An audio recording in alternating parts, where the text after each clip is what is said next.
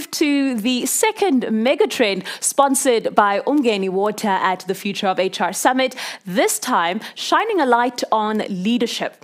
Our panel discussion is themed Creating Sustainable Cultures of Change, and we take the opportunity to glean actionable insights on effective leadership strategies for change.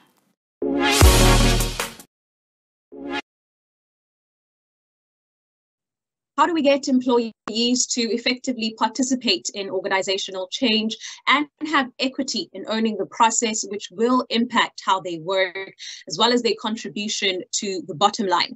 How can managers execute valuable strategies of change while threading to the risk factor with organizational development and cultural transformation? Do you change the culture or the structure? Mental health has also been quite a topical conversation in organizational change. Where does it fit in changing an unhealthy work environment and a non-productive one? Are millennials and the Generation Z truly the path to creating these sustainable cultures of change? Big questions and more that we'll be unpacking over the next hour, garnering actionable insights on effective leadership from thought leaders who are well versed in implementing these transformational changes. I am Vuyolwethu Dubese, your moderator for this discussion, as we engage on the topic themed Creating Sustainable Cultures of Change. With that, allow me to introduce my panelists. It is my absolute pleasure to welcome Lester Goldman, the CEO of the Water Institute of Southern Africa. We're also joined by Rashmili Lachman, Group Executive for Corporate Services at the Water Research Commission. The Executive of Corporate Services at Umgeni Water, Dr. Sipho Manana, joins us as well. Thank you all so much for taking the time to join me today in what I hope will be a robust conversation. As we open up this conversation and invite your opening remarks, I'm reminded of a video that I watched in preparation for this discussion by author Simon Sinek. And one of his talks about how to start a cultural transformation in your organization. He illustrates that by just communicating the values or the newly adopted culture and these values, it's essentially a hope and faith-based strategy, right? And he remarks that millennials and the Generation Z truly are the path to creating these sustainable cultures of change. And what they do is that they also create the demand for change for the entire organization. I'm curious to get your thoughts and opening remarks on this assessment.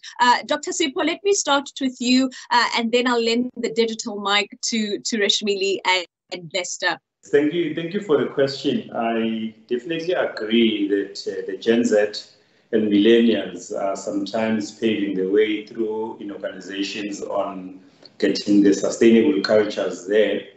We do experience that at Umgeni Water through the young professionals, and those young minds are able to challenge the organization in terms of what are we putting in place to make sure that their demands, or not their demands per se, but their needs are catered for.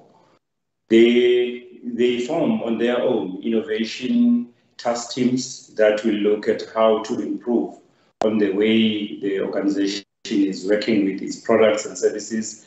And they also put on our toes, on its toes, the human resource function, because they are the ones who have started the peer learning groups within Umgeni Water, so that they are able to work on their own to develop the culture of learning. And also they are running brown bag lunch sessions. They are also looking at webinars on their own, but in a way they are pulling the older generation into the conversations of sustaining the culture within Umgeni Water, that is that of innovation and looking forward to creating value for the customers. Absolutely. And Rashmili, do you find that the same pattern is reflected at the Water Research Commission, where you have these young minds which are invigorating this innovation and this cultural transformation? Yes, we do see that come through in at the Water Research Commission. But if you think about the last year, we were thrown into rapid change. I mean, all your change management theories literally went out the window, because people that were used to being taken through change management now had to adapt really, really quickly. And we saw where the differences came in, especially with the adoption of technology. We found that the younger employees adapted really well to the change, and we had to help I wouldn't say older, but the more mature, the one that's not technically savvy. We had to help them through the process.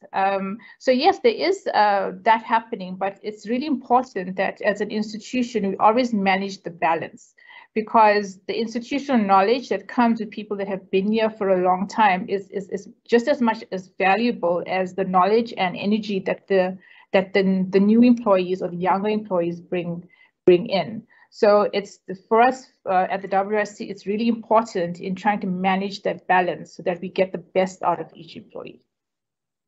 Absolutely. And in getting the best out of the employee, Lester, do you find that you have to kind of tread lightly in terms of how you have these young minds, but also how you transfer the entrepreneurial or the young mindedness of, to Rashmili's points, the much more mature employees to execute this change? Yes, we are certainly. Like Dr. Sipa and Rashmili have indicated, I use our empowerment division called Young Water Professionals as an example. Just a dynamic group of young people, constantly pushing the boundaries, constantly taking us as an organization, to new levels. And, that is what is required.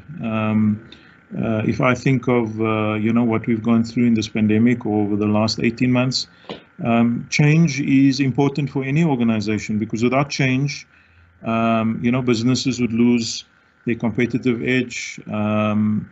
They will fail to meet their strategies, and certainly may lose relevance. So it's important that we have the millennials, the Gen Zs, who can keep us relevant, who can provide, that much needed feedback, not only as an important component and reflection of our markets or our clients, but I think also as, a means of influencing the future, and they certainly are the future. So yeah, it's certainly essential that we provide even more platforms for them. Absolutely, and I'm glad you highlight this return on investment that change and the influence in the future, and even externally that can be affected through this. And we definitely are going to circle back to this question. Rashmili, I want to bring you back into this conversation, and what I'm excited about in your contribution to this conversation is your significant skills and experience in really straddling the fine line between what has traditionally worked and what will work in the future. To Lester's point, you've successfully integrated these fragmented units in the business, from IT to legal and compliance facilities to the corporate social responsibilities, to mention a few, into this cohesive world of work. At the Commission, what are some of the bigger mistakes in your experience that companies make when implementing a cultural change that sometimes immobilizes, as a result, employees to not want to have this equity or to own and participate in the company's change? Okay. So one of the biggest mistakes that I've experienced and I've seen happen is that when you implement change management, or you're bringing in organizational development initiatives, you are doing it as more of a tick box, meaning that when you're actually implementing what you're doing, you're not keeping your finger on the pulse of the institution and what's happening at that point in time. And I think that's really important, because if you look at, for example, culture and bringing in change initiatives, an institution goes through various cultures throughout the year, throughout its cycle. At some point, certain cultures become more dominant, and at certain times it becomes a bit more submissive, depending on the time of the year. So when we bring in change management, it is really important that we ensure that what we're doing at that point in time is actually relevant to what the business is actually experiencing. So just for example, that say when we went through the third wave of COVID and everyone was experiencing the personal anxieties that came with it, the losses that they were experiencing in terms of losing people that were close to them, and just, I mean, the anxiety of getting into your car and going to the shop. I mean, the stress that has been put on an employee, especially during that time, you could see it coming through. And if you, for example, decides to run a change management or an OD initiative that talks to performance management, it's the wrong time. And you shouldn't be, you should be really aware of what's going on in the institution when you implement that. And the biggest way that we manage to get integration is that, for example, if we bring in automation and digitization, which is the priority right now for most institutions, have the team being led by someone that does OD is something that we do, and we're doing that a bit differently. For example, for the automation that we are doing now, the OD manager is part of that team. That's where we're ensuring that the change management is integrated into that project. And as the project rolls out, employees are taken through change management, apart from this being told, this is our new IT platforms and this is how you need to use it. So it was really important that you get that integration, and it's also really important that you actually know or you have your finger on the pulse of the institution in terms of the way employees are feeling and what they're experiencing at the time, so that you get that buy-in and commitment as you go through the process. Thanks, Vuyolwethu. Absolutely. And I see Lester nodding quite vigorously to that response. Dr. Sipho, I want to bring you into this conversation as well, because to Rashmini's point around particularly digitization and technology and the role that it has played, whenever we're talking about change management, and I think what has been prominent, especially at times of COVID, and how particularly the public sector has adapted technology and digitization and collaboration and multi-stakeholder engagement has been quite prominent. You are no stranger to implementing such strategies, and particularly in the public sector. Do these sentiments also reflect as well? Because quite a few departments and organizations within the public sector also had to adapt. Was this true as well for Vuyolwethu? We realized that a change manager alone may not crack it. As a result, all the divisions were then made to send an ambassador to the change management team so that we can get also the feedback from what is actually affecting the organization. You then need to tailor-make your change management program to what is actually happening. We experienced a lot of mental health issues within the first few weeks of the pandemic and right up to the end of 2020. As a result, our programs were then have to be led by the peer educators who start from wellness and help the employees who are struggling, and those who are reporting. Management would not be able to get exactly what are the issues, but we were helped by getting a feedback mechanism to the EXCO level to be able to respond to those issues that are happening. And then, but more importantly, is to pick up, once the leaders of the organization pick up the issues and they are convinced that a change management program should be featuring these areas, you then linearly link them up so that eventually you'll be not having a culture shock to people by changing their work flows without them knowing exactly what is the issue at this point in time. A good example is the resources. We were caught up, the pandemic, and it caused us not to have the laptops for those people who work remotely. And if you are a water utility, you have got systems that you can't take home. So we had to counsel people that your situation requires you to come to work, but they were scared. because there needs to be insurance, or you need to make sure that the facilities are the best, to make sure that they are ventilated properly, they are not going to be exposed to COVID when they are in an open plan. So there are many transactions within the change management process that you need to go through as an organization. But the public sector as a whole, in general, is maybe getting a problem where you have got silos.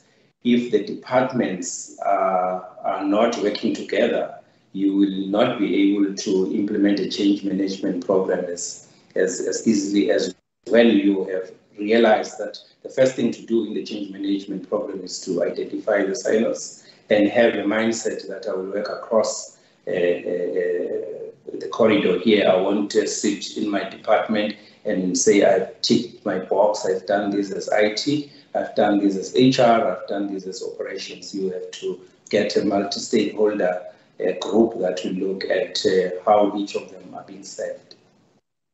Absolutely, and I think as you're talking about the type of leader, because I think this is where this conversation is going, in that the empathy that needed to be adopted, as you were mentioning about the culture shock rather than the absorption that needed to take place. It needed to be in an environment with leaders who were empathetic to the situation, to the pandemic that happened, but also to your point around this rapid change that happened and the adaptation that needed to happen before we even bring in systems and technology and talk about digitization.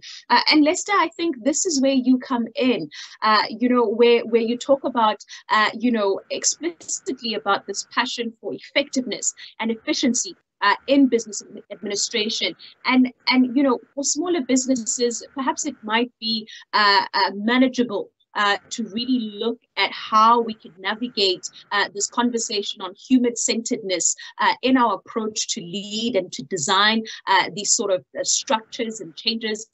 But when we get to a large NPC like the Water Institute of Southern Africa and working in galvanizing an entire region and water sector, what becomes then critical about how you approach and how you unlock the potential within teams and within individuals, not only at VISA, but also the member organizations of the company who have their own ideas and engagements of how to approach this situation? Yes, thanks for your. I think my way of, responding would maybe be to, from an empathy perspective, understand the challenges that a number of our members and a number of employees within the water sector, but also our communities, what they've been facing, and that will include challenges around job security and employment status, as most businesses have been negatively affected by the pandemic. Things like working hours at the workplace and working from home. And like Dr. Sipho said, not everyone had the resources or the technology to do that. We also need to look at quality of working life, including national and, workplace level employment relations, workplace culture, leadership. There's the reconciliation of work and family, as certainly what we've experienced this pandemic is tremendous tragedy and grief, and its impact not only on employees but also on the employer. Challenges like professional work practices, which traditionally have been characterized by close contact. Close contact between colleagues, close contact between employer and employee. That all changed. Workplace development, workplace learning has changed and has certainly been impacted. So those are the challenges which leaders need to have been empathetic to. And then added with that is that disruption, like the lockdown regulations, which certainly have challenged all of us. Although challenging, leaders should also see it as an opportunity to transform the organization through, for example, progressive leadership strategies. And some of the things that come to mind there would be, that they should have established a very clear vision for the organization during this pandemic. They should have been leveraging the change management timeline, in other words, before pandemic, understand what was taking place, communicate and understand what needed to take place during this pandemic period, and then also, what will happen post-pandemic. Examples that come to mind would be, workplace policies, working hours, work from home strategies, and so forth. Will this be subject to change post-pandemic? Whilst we were all on hard lockdown, it was almost forced on us that there would be work from home arrangements. But we find, and that is especially true at Visa as well, that as the lockdown levels change, we've returned slowly but surely to an office environment, and we find that some staff actually prefer that, as working from home may not have been as conducive to some as to others. Certainly as leaders, we need to ask, did we support our employees, both from a resource perspective, but also from a mental and a personal perspective? Was there effective two-way communication during the lockdown, both in work away from home and working from home environment? And then a personal passion of mine is focus on skills development, because that's a lot of what Visa, focuses on. How have leaders focused on skills development or training for their staff?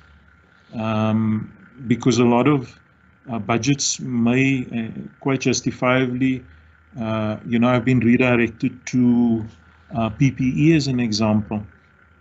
But employees still had a lot of training and development needs. And I'll give you an example. Even as leaders, leaders needed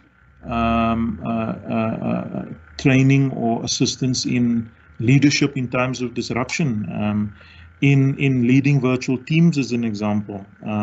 Other staff members may have needed training on cybersecurity awareness. Suddenly everyone is online and everything is happening online. Also just adopting and adapting to the new normal work or virtual work culture. Wellness and wellness sessions. Most of us have been impacted one way or another by the pandemic. So wellness sessions and items like health, tragedy, grief, depression management, and so forth certainly comes to mind. And then, also just the opportunity could have been given to look at organizational policy refreshing and taking some of the staff through that from a virtual perspective. So I think that is some of the items that leadership certainly should have been looking at, and it's certainly not exclusive in any way. Absolutely. Well, I think what you've done as well is answered before I called, because this is going to be my next question, especially looking to some of the case studies or some of the strategies that have been implemented, not only by Visa, but also going to Umgeni Water and going to the Water Research Commission. And as Lester was talking to some of these strategies, be it working from home, but also putting in wellness at the forefront of how people are working. And certainly, as we're seeing this return on investment being extrapolated, Rashmili and Dr. Sipho, as we are breaking down this role of governance in sustainable and transformative cultural and organizational change, there is this resounding theme of empathy, of human-centered design in developing these org change strategies. What training and development strategies or perhaps programs that you can share would be and perhaps has been beneficial to your particular organizations as you're going through these changes, particularly during this time of the pandemic, which does bring unique challenges and sometimes, this innovation of thinking outside of the box, be it remote work, where we are doing things differently in this world of the new work or the future workplace as it's been discussed. Dr. Sipho, let me start with you, and Rashmili, I'll hand it over to you. Thanks. Being employee-centered is a very, very important consideration at the executive level. We have started with coordinated that each division should be able to look at how their policies should change to accommodate the new working normal, meaning that from the way ICT used to work in terms of cybersecurity and the service offering they did, they should check now how they need to move. Similarly, the other operations as well. But at the center is to think about the employee. How well are we going to protect the employee from the things like overworking them in the name of working from remotely or virtually, and how they respect to what used to be in the office. The ethos are not eroded by this rapid need to be on the network or in connection with the organization. So at the center of it is the diversity, inclusion, and equity that our policies should subscribe to. And as corporate services, we are spearheading that project to make sure that these three notions on in every policy that you are developing, check your diversity, the inclusion and equity. And then secondary to that, look at how the organization can increase the productivity within this particular environment without losing the employee. So we are in a process of developing a set of policies that will stimulate the growth and also protect the employees. That is a very, very big and multifaceted program that we are looking at. And Rashmili, has the journey been reflective as well at the Commission? I think the Commission's journey has been slightly different. We've made the effort to capitalize on the opportunities that came through from remote working. So one of the strategies of the institution has been for a long time was actually start building the infrastructure for remote working. We were ready, and in fact, nobody believed me when I said that we can do remote working until COVID happened. And I think maybe I was accused of bringing COVID just to prove my point that we were ready for it. So like all employees had laptops, they had allowances for data, etc. So how we capitalize it, especially on learning and development. If you notice very quickly, a lot of the learning institutions, including universities, started putting programs online virtually. Within the first 6 months, you could see a lot of these training courses coming online. And at the same time, what we did was we procured LinkedIn Learning as well. So with LinkedIn Learning, you got close to 6,000 courses sitting on that, and we created learning paths that's specific to individuals, specific to specific posts. And because of LinkedIn Learning works in a totally virtual environment, it sort of kept the learning alive. And what we did is, as much as we could, is to increase the collaboration within the teams. We have like virtual coffees or virtual lunches or sundowners where everyone comes together, and so we're trying to keep the social system working, and that helps a lot with the mental well-being of employees. We brought in an employee wellness service provider who is available 24/7 to any employee that has any issues coming up. In fact, it was just open not just to the employee, it was open up to their families as well, to help people deal with, or we had professional people that could deal with any of the anxieties that are coming through the system. So, and the WRC also adopted this sort of hybrid model. So if you couldn't manage working from home, the office was still available, because we became an essential services provider. So our offices did not close at any point in time. So for those that were battling, yes, the office was there. But for those who could work remotely, it was possible. And what we did see is that some employees who were battling before we went into remote working started to do really well. The time at home, or the flexibility, helped a lot of single parents as well at the same time. And some of the comments coming through is that the quality of life changed for a lot of people with the flexibility of being at home. I think especially for single parents, it made a big difference. So I think in terms of the WRC, we used the opportunities that was available to ensure that our reach was much stronger, including our impact, and not just to internal staff as well as the water sector. With the virtual dialogues and workshops that we had, we have been able to attract a lot more people in those engagements, and our reach has gone much stronger and much further compared to previously.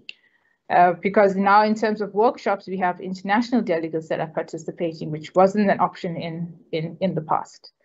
So it had some of the negative impacts, but we saw the opportunities that we could use as we went through all the different changes that has happened in our environments.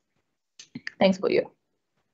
And I think as you were talking, about the futurist in you, that we definitely got to see reflected. Lester was nodding quite vehemently, I think, as you were talking to these strategies, and I think being proactive, right? And I think that also kind of speaks to the kind of leadership which I really want to delve into, especially Lester, earlier on, you were talking about, the kind of leader that would essentially emerge in these times of disruption. And I want to swing the pendulum back to you for, this touch point on leadership is definitely critical when we're talking about cultural and effectiveness, when we're talking about value introduction or value addition that you want to add to the workplace. The end result for leadership is the trust that's being created between the stakeholders. It's looking at customer centricity, right? It's looking at the innovation that now emerges because you have created this environment that would enable and create, this out-of-the-box thinking, and these young minds can be innovative, and you want this functional collaboration that essentially exists to be this return on investment. What do those in leadership need to do in order to streamline and to empower their teams, and not only their teams but themselves as well, to really have a smoother process of this organizational change? Yes, I think Reshmili touched on it much earlier. In my view, there's really not much more important than having employee buy-in and participation in organizational change and in organizational performance. Lack of employee involvement in either change management process or organizational performance can cause major setbacks to any organization. And change is a common occurrence for every organization, but the way change is implemented can take many different forms. And if poorly managed, change can often result in costly mistakes and a negative ROI. Employee buy-in and participation is critical to ensure that change and performance, in any organization is successful. And organizational change can be adapted in many ways, you know, and adapted and adopted in many ways, in the strategy, in the operations, in technology, and in behavior. And it's my view that regardless of the size or the type of organization, dealing with the perceptions of those involved really is the difference between success and failure. And, you know, perceptions to many people are realities. You know, along the way, we must also expect resistance to change and planning. And I think that's the importance of a well-planned change management program. You know, leaders, board members, executives, you know, need to understand this change management, not just program, but process as well. And allow for objections, understanding the most common reasons people object to change gives, in fact, an opportunity to plan a change strategy, you know, to address some of these factors. And I believe when you invite employees to actively participate in the change process, it increases the likelihood that employees will accept the changes. By openly requesting feedback, you are demonstrating that you value employee input and want to include them in everything, and especially in the change management process. You know, the hard truth is that traditionally, or in the past, is that most change management initiatives were done to employees, not necessarily implemented with or by them. And executives were sometimes pushing behavior change from the top and expecting it to cascade through the entire organization. That way, an informal culture almost begins to develop and rear its ugly head. The thing is, with the pandemic, you know, we need to understand that it was done to all of us and affects all of us. Captains of industries, executives, staff, and their families. So it is done to everyone, not something done by management, as an example. But as simple as explaining that and communicating it effectively, obtaining buy-in in that regard is, you know, is crucial to most organizations now. Absolutely. And I think what is constant throughout this conversation has been the theme of monitoring and evaluation, has been the theme of creating this feedback loop. Because at the end of the day, you need that meal ticket, right? That monitoring, evaluation, accountability, and learning in order to create those decisions and to even predict, you know, how markets can become, so that, like Rashmili's point, you are able to be proactive in the kinds of strategies that will benefit the demographics and the different inclusive I think points that you want to engage in your workplace, because diversity, inclusion, and equity definitely plays a role in the execution of change management. And I think also the one thing that is constant in change management is the change that constantly happens. But as we get ready to wrap up this conversation, and as I invite your closing remarks, we each have about 2 minutes to be able to wrap up this conversation. So I am going to ask you to be tight and kind with your closing remarks. And I want you to start with the sentence that creating sustainable cultures of change requires. That is the sentence that you are going to complete. And as we round up this discussion, Dr. Sipho, let me start with you. I see you smiling, I see you nodding, and I think you're ready to take on this last statement. But what does it take to create sustainable cultures of change?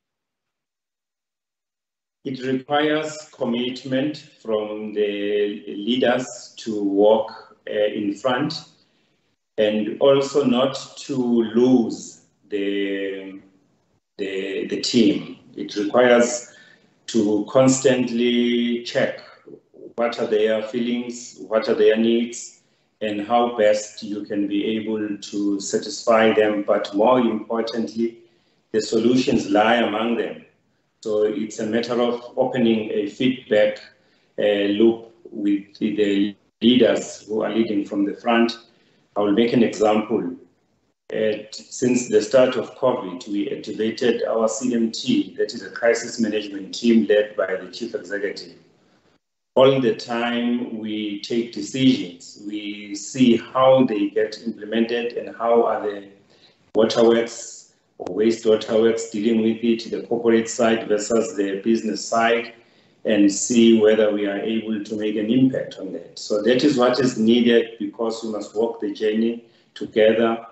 When we reach the stage of vaccination, we were mindful of the fact that we must walk in the front to indicate how to deal with these issues of not going to vaccinate or going to vaccinate, and be open and give everybody the respect and the democracy that is needed in the workplace. So at the moment, I would say make sure that you are with your team and be mindful all corners and check whether you are relevant with regards to this particular change that is happening.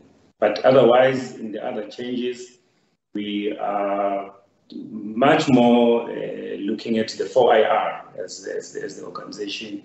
So we know that there are various facets. We are maybe a team that is very lucky that we do have EXCO members. We are led by a 40-something-year-old, and me and another colleague of mine, we are the only 2 EXCO members who are beyond 50. The rest are the youngsters. So we get to benefit from the youth, and we are hopeful that that will be sustained because you have young people, and the culture you create and the oomph we have will be sustainable in that regard. Absolutely, and to keep that oomph, to your point, you need that commitment and keeping your finger on the pulse, your ear to the ground, so that you can walk that walk. Rishmeli, creating sustainable cultures of change requires. So that requires that if you're a leader, irrespective of which position you hold, it's really important that you create the psychological safety that comes in that environment, so that you get employees who feel free to express what they need, express what they're feeling and what they're going through, and feel safe in doing so. And I think it's really important that as a leader, you need to be authentic in what you are doing, in what you are trying to communicate. I think being your integrity and getting your vision and the words that you speak, have that aligned, so that when you are committed to a goal, people see the authentic side of you come through. They feel safe, and they will walk that journey with you. And I think that's really important, to create that psychological safety for your employees. Thanks for you. Thank you so very much. The psychological safety net that needs to be created, and of course, that being led by an authentic leader. Lester, how do we create sustainable cultures of change, and what do they require? So we need sustainable cultures to be able to create effective, efficient, and empathetic organizations. If not, the effects would be, number one, of course, sales and revenue, in whatever organization we are, whether it's private, non-profit, or public, will certainly be affected. And that will have impact on not only the organization, but employees and communities as well. Second, if we don't do that, we would face a lack of enthusiasm by employees. And if employees are not happy, or how things being run, they will look at other opportunities and and start looking or change other changes that are required. So for me, everyone should embrace change in an organization. If not, and certainly businesses that do not adapt to a change environment tend to slow down and ultimately die or shut down. In the public sector, it will lead to community uprisings, with or without political impact, as we have seen. Yes, thank you.